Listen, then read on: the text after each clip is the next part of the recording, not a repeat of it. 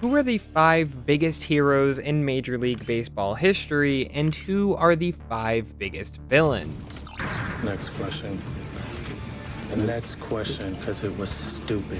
While it's certainly no secret that Bonds is one of the biggest villains in baseball, Ted Williams is one of the biggest heroes in the history of sports. Williams may have been one of the greatest hitters to ever step foot on a diamond, but none of that compares to the work that he did off the field for his country. In 1943, when he was just 24 years old, he already had 4 years of MLB experience and was a 3-time All-Star. However, instead of heading into his 5th season, he fought in World War II. He missed the next 3 seasons due to his service overseas, and when he returned to Major League Baseball, he won his first career MVP in his first season back. For his service, where he flew a fighter jet in 39 different missions, Williams received the highest civilian award in the United States, the Presidential Medal of Freedom. In Williams' MLB Hall of Fame speech, he decided to use his platform for good once again when he gave recognition to the elite players from the Negro Leagues, which had ended just 4 years prior. And I've always been a very lucky guy to have worn a baseball uniform. And I hope that someday the names of Satchel Paige and Josh Gibson in some way can be added as a symbol of the great Negro players that are not here only because they were not given a chance. And in 2023, even though they were never given a chance to play alongside Williams and his peers, they are now recognized as Major League Hall of Famers, as well as many others. From a Hall of Famer to somebody that is probably never going to make it in because of his many scandals, we have Alex Rodriguez. A-Rod is widely considered one of the most hated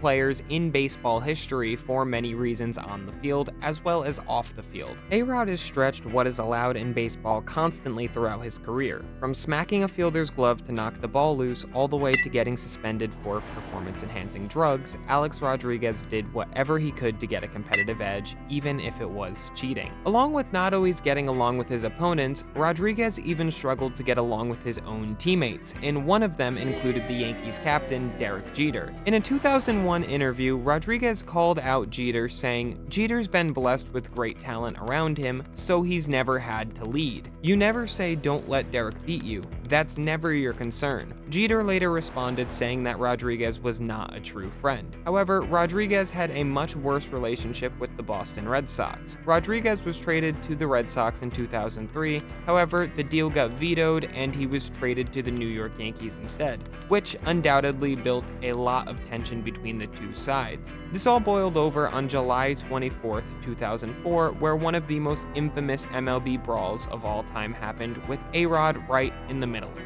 One player who couldn't have been more opposite than Rodriguez in how much his teammates liked him was Adam Wainwright. There are countless stories of Wainwright's former teammates praising him and saying just how truly one of a kind he was. In Wainwright's 18-year career, all with the St. Louis Cardinals, he took many players under his wing, including guys like Michael Wacha, Trevor Rosenthal, and more recently, Ryan Helsley. Rosenthal even stated, "I've been with 8 organizations now. I've never met another Adam Wainwright." This speaks volumes on just how well liked Waino was and how much of an impact he was able to leave on his community and the people around him. Wainwright also started his own foundation called Big League Impact back in 2013 and has since raised over $8 million for various charities. Wainwright is also very proud of his American culture, and he put that on display for the Cardinals' opening day celebrations, where he sang the national anthem to begin his final season. His final season was not good by any means from a statistical standpoint. However, he managed to win 5 games, which means he got to finish his career with 200 wins. Even if the stats weren't super impactful for the Cardinals in 2023,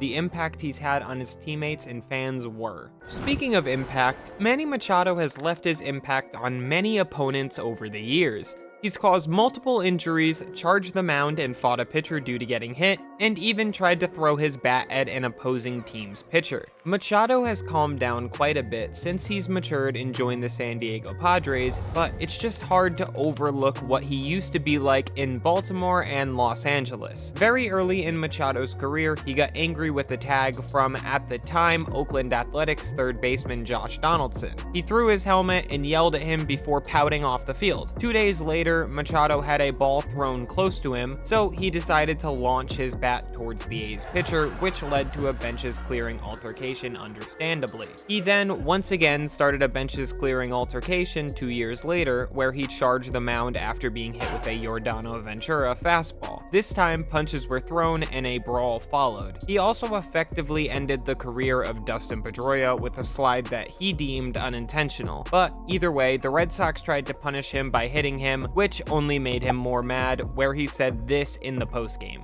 I mean, that's stuff that you don't do. But I mean, I'm not on that side. Throwing that at my head, you're throwing that everywhere.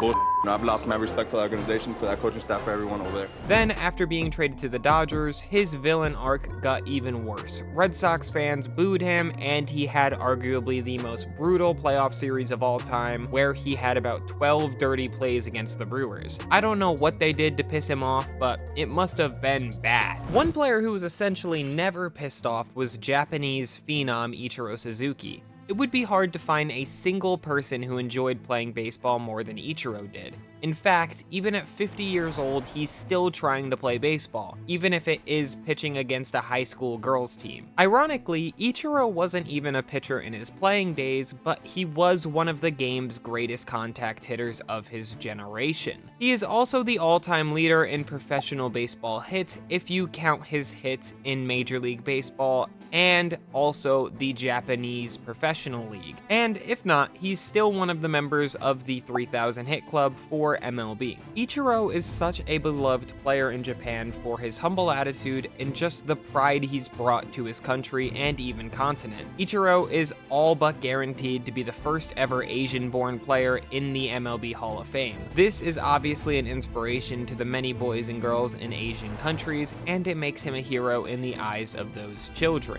The final game of his career was the appropriate end to a hero's story, as his team was chosen to start off the 2019 MLB season in Tokyo, Japan. He ran out to a sold-out crowd of over 45,000 people who were all chanting to him. In the middle of the game, he was taken out to give him another moment, and the crowd cheered him again. His teammates all gathered around him to hug him one final time before he would retire from baseball for good. Well, except when he threw that shutout against the girls' high school team. While Ichiro used his passion for baseball for good in the eyes of many, Nyjer Morgan used his passion the wrong way to many. Morgan is considered one of the biggest hotheads in all of baseball, and by considered, he absolutely is. He started multiple brawls, gotten ejected more times than he should have, and also had one of the most silly plays in MLB history where he just completely ignored a ball in center field, started screaming, slammed his glove on the ground, and walked away from the baseball while Adam Jones ran around the bases, scoring on an inside the park homer. Against the Florida Marlins in 2010, Morgan rammed catcher Brett Hayes and injured him badly. The next day, the Marlins pitcher Chris Volstad threw behind Morgan, causing him to charge the mound where he got absolutely decked in a brawl. A year later, he started another benches clearing incident when he struck out and then threw his gum towards the opposing pitcher, which he did not like. Morgan was pretty much unanimously hated by fans as well, with many booing him, and sometimes he would even interact with them in negative ways. There are many other issues that Morgan had throughout his career, but since the Marlins announcers said this about him, I think it sums it up nicely.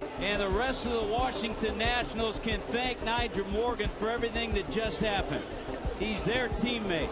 This guy has some serious problems. If Major League Baseball doesn't do something about Nyjer Morgan, then they're coming up short. And while many people who loved baseball hated Nyjer Morgan, the exact opposite can be said about Pittsburgh Pirates icon Andrew McCutchen. McCutchen is certainly loved by Pirate fans for his play on the field, but also the incredible work he's done off the field for the entire community of Pittsburgh. This video would be way too long if I said everything that Kutch has done for philanthropy in his city. However, one of his biggest contributions is Project Pittsburgh, which is a volunteer organization ran by McCutchen and his wife. The whole purpose of this project was to help and promote non-profit organizations. He also loves telling his stories to kids in schools to teach them where hard work can get them in life, and how even if you don't grow up with much, you can still do anything, including being an MLB player. His philanthropy throughout his career has also earned him a Roberto Clemente Award, which may be the single most prestigious award in all of Major League Baseball. The award is given to the player who best represents the game of baseball through extraordinary character, community involvement, philanthropy, and positive contributions both on and off the field. After playing for 9 years in Pittsburgh, where he was one of the best players in baseball, the Pirates wouldn't extend an offer to him, so he was forced to leave for 5 seasons. However, in 2023, he returned back to his home team and received one of the warmest welcome backs that has ever been seen in baseball. This ovation just proves how serious McCutchen's contributions to the city of Pittsburgh really have been throughout the years. While McCutchen clearly has always wanted his contributions to be that of growth and love, Carlos Gomez has made it known that he wants people to simply hate him. Carlos Gomez was a talented player who played for a few different teams, but is most known for his time on the Astros and Brewers, where people just simply didn't like him. But hey, that's what he wanted, right? From a list of the most hated MLB players in 2011, he ranked 19th most hated, even though he had only 3 full seasons at that point in his career. Hey look, it's Nyjer Morgan at 12. Wow, and Alex Rodriguez at number 1? Glad to see the guys on my list popping up on other people's lists as well to confirm I'm not entirely crazy. Gomez was just one of those players that was constantly trying to get under the opponent's skin, whether it be an excessive bat flip or just trying to start a fight with the opposing team because of his arrogance. When he was on the Twins, his personality was so terrible that the manager of the team said he couldn't stand Gomez, and unsurprisingly, Gomez was gone soon after that. There are just so many fights this dude has been in over the years. It's so bad that the autofill on YouTube when you type Carlos Gomez is Carlos Gomez fight compilation. That's one way to achieve your goal of being the most hated player in baseball. Speaking of being hated, the 5th and final baseball hero should be considered so much more than that, even though at the time he was one of the most hated people in the country, Jackie Robinson.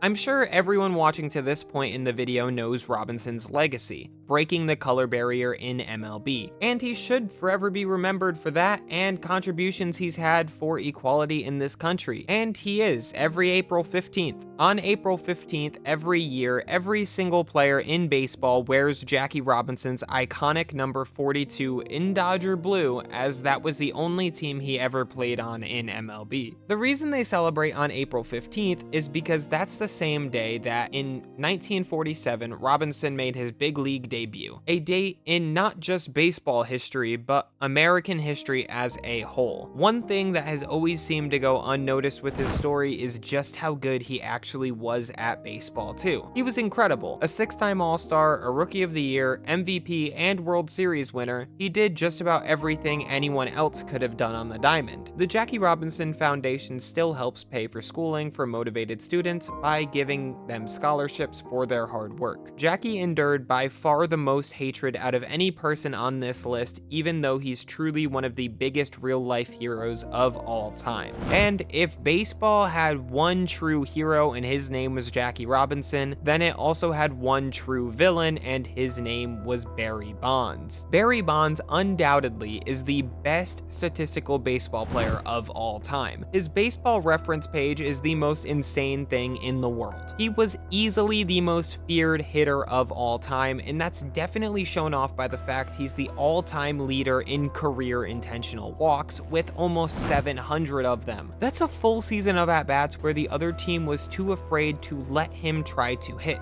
Part of that fear is due to the fact that he was absolutely on steroids throughout the later parts of his career. His best seasons were at the absolute peak of the steroid era, so he was definitely facing pitchers who also ate balanced breakfasts. However, people still really hate him for cheating the game. Barry Bonds also got into an altercation with a teammate in the dugout in Jeff Kent back in 2002. Bonds was also one of the most hated players by the media of all time. The media could not stand this dude, and Bonds didn't like them either. This led to countless bad articles written about Bonds throughout the years he was playing. However, since retiring, Bonds has stated that he regrets his actions towards the media from his playing days. "I was straight stupid, and I'll be the first to admit it. I mean, I was just flat out dumb. What can I say? I'm not gonna try to justify the way I acted toward people. I was stupid."